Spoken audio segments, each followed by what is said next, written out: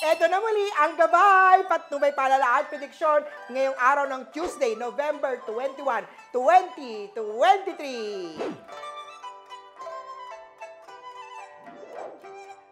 Para sa mga pinanganak ng Year of the Rat, mahalaga ay ikaw ay masaya.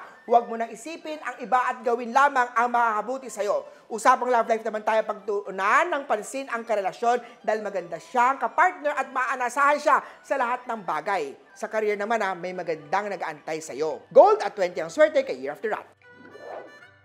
Conflict day naman tayo sa mga Year of the Ox. Kaya ingat sa mga tao na nakakuusap sa social media. Hindi lahat ay may magandang kalooban. Blue at 17 ang swerte kay Year of the Ox. Punta naman tayo sa Tiger, mag-iiba ang iyong mood sa hindi mo inaasang mangyayari. Usapang love life naman tayo, panatiling masaya si partner at build happy memories with him.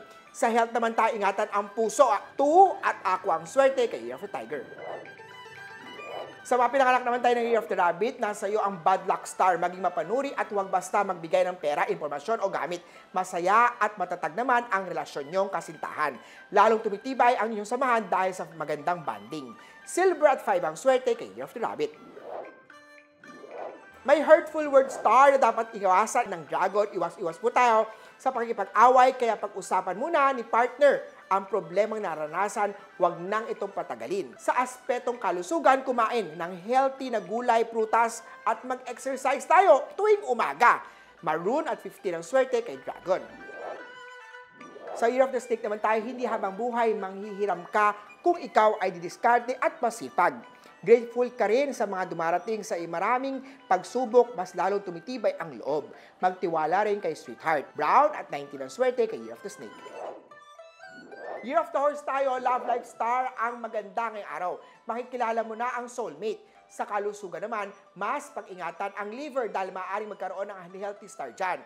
Magpa-check up kagad kay Doc kung kinakailangan. May good news naman pagdating sa pera. Magsuot ng peach at 8 sa horse.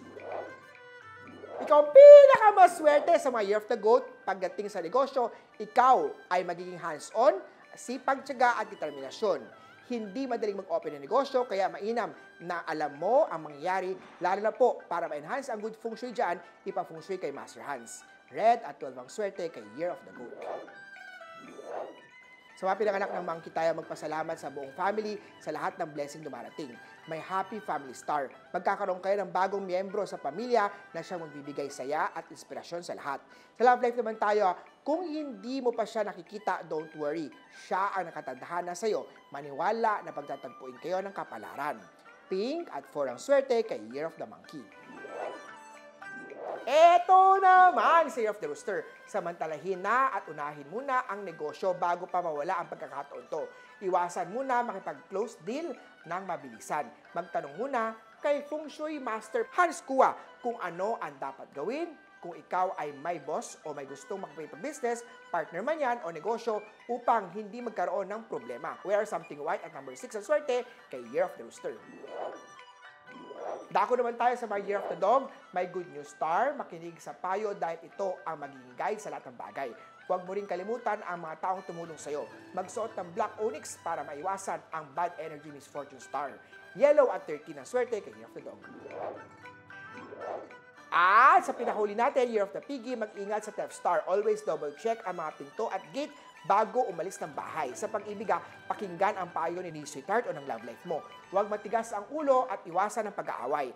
Ang maswerteng kulay, white, number 19 naman ang maswerteng numero sa Year of the Piggy. Muli po, ito po yung magabay patnubay palala at prediction lang ni Master Hans. Nasa inyong mga kamay ng salalay ang inyong tagumpay. Kaya naman always be positive at i-claim ang mga swerte mga ka-ST.